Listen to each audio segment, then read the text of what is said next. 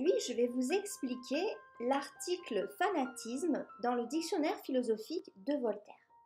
Donc le fanatisme, ça représente tous les actes plus affreux les uns que les autres que l'homme dit faire pour l'amour de Dieu, alors que ces actes ne suivent en aucun cas les commandements divins, puisque le seul commandement de Dieu, c'est de nous aimer les uns les autres en fait. Donc Voltaire emprunte ces exemples dans l'Ancien Testament afin de démontrer que ces fanatiques ne retiennent de la religion que les histoires sanglantes, parce que dans l'Ancien Testament, c'est un Dieu vengeur, c'est aussi des massacres entre les tribus d'Israël, et donc il y a énormément de morts, et donc les fanatiques vont remettre l'Ancien Testament en avant, alors que le Nouveau Testament, c'est-à-dire la vie de Jésus, nous montre l'exemple de l'amour, et donc, je le répète, le seul commandement de Jésus, c'est « Aimez-vous les uns les autres comme je vous ai aimé et que votre joie soit parfaite ». Donc, les fanatiques utilisent les exemples violents de l'Ancien Testament pour justifier leur propre violence en détournant complètement le message biblique. L'importance de la métaphore filée de la maladie domine tout le texte de Voltaire, puisque Voltaire compare les fanatiques à une peste. Et donc la peste, c'est non seulement une maladie qui ne se soigne pas à l'époque, mais en plus, dans l'Ancien Testament, la peste, c'est une maladie qui correspond à un châtiment divin, le châtiment des pécheurs. Donc il retourne en fait l'argument contre les fanatiques. Donc la peste est très contagieuse, car il est difficile de lutter contre les idées des fanatiques, puisqu'ils sont capables de mourir pour défendre ces idées et peuvent facilement influencer des personnes faibles d'esprit. Ils sont persuadés d'avoir raison et rien ne peut les faire changer d'avis.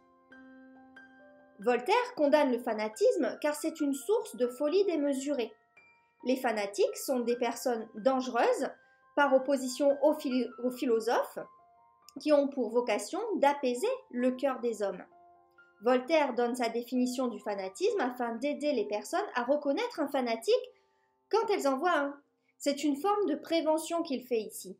Grâce à la métaphore de la maladie qu'il emploie, on comprend que ces personnes sont nuisibles à la société. Il illustre ceci avec plusieurs exemples donc, de l'Ancien Testament pour expliquer la manière dont raisonnent ces individus et pourquoi ils se considèrent comme de bons croyants alors qu'ils sont tout le contraire.